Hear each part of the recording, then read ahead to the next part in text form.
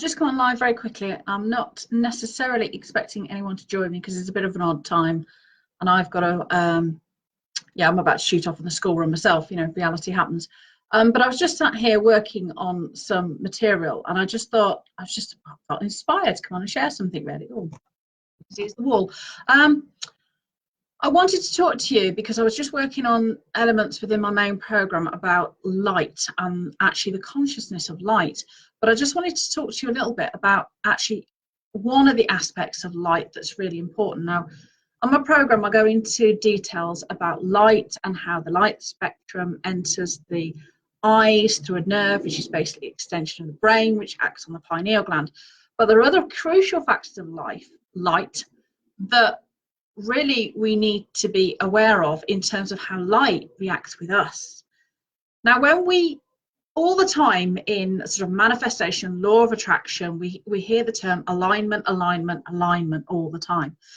Now, what we're actually trying to do is align energy centers that we have within the body, which I see, they appear to me like these big fractal patterns.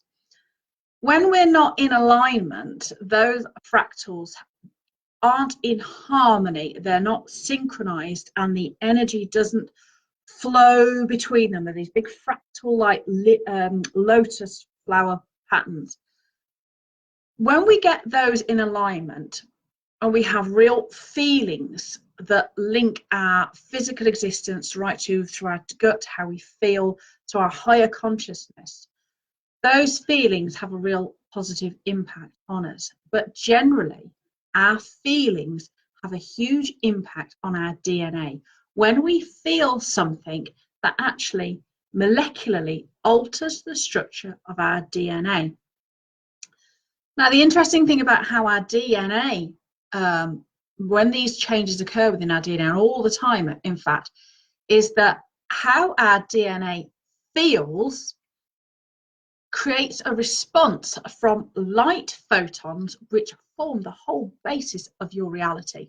Light photons, if you like, structure reality. Now, when we're feeling good, light photons respond positively and create a positive reality. When we're feeling angry, insecure, feeling scarcity, feeling fear, feeling lack, the light photons respond accordingly. How we feel creates a response in light photons. The light photons create a reality that reflects how we feel. And that is at the core of manifestation. If you don't feel like the world is full of infinite possibilities, if you don't feel that your life is abundant, full of joy, full of that you can fly through anything, if you don't feel like that, the light photons won't create that for you. And one of the other things I teach women to do actually on my program is to talk to the consciousness of light. Now, sound has a consciousness, your business has a consciousness, and light has a consciousness. We talk about the sylphs of the air in ancient mythology. Now, the ancient mythology of ancient man to ascribe gods and forces and names was a way of making sense of the universe, but all these forces are at play that create our reality. If we can name it, we can talk to it. And in essence, talking to these creatures and these consciousnesses and more than humans realms of consciousness is not the superstitious mumbo jumbo of ancient people.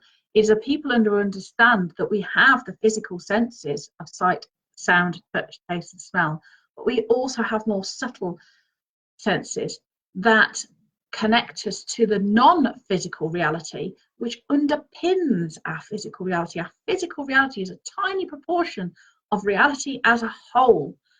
So be careful of your feelings. Make sure that you're trying, because your emotions create your world. Your intellect tells you what you want and what you need, but your feelings are your driver. Your feelings create your reality. Your feelings influence light photons, which create the very physical structure of the world around you. So women often, we are very feeling, but we can let our feelings run away with us. It is actually quite important to keep your feelings not in check, but to work out what your feelings are and to work through them, not to be afraid of them when we're feeling desperate. Why are we feeling desperate? What changes do we need to make? And as women, it's the sacred feminine. It does actually teach us to step into our power. It's okay to say no. It's okay to put yourself first, because otherwise you're no use to anybody. So all those kind of feelings. But I briefly came on to share because I was just working with the light consciousness and the light as it was coming through the window. I thought I'm just going to come on and share that because it can be helpful over the equinox. If you're going to go out and watch the sunset, you're going to engage with light. Because the equinox is coming up on Monday the 23rd, when we have an equal hour of night and day. It's the important time of the year. It's important for us physiology. It's important for nature. So tapping into those, but think about light. Think about how you feel. When you feel good, light responds by creating a wonderful reality. So I just come on to share that quick. And yeah, if you've got any comments, do pop them in. Do start posting in the group. Anything you want to talk about, get it up there, girls. Don't be shy. Speak to you soon. Bye.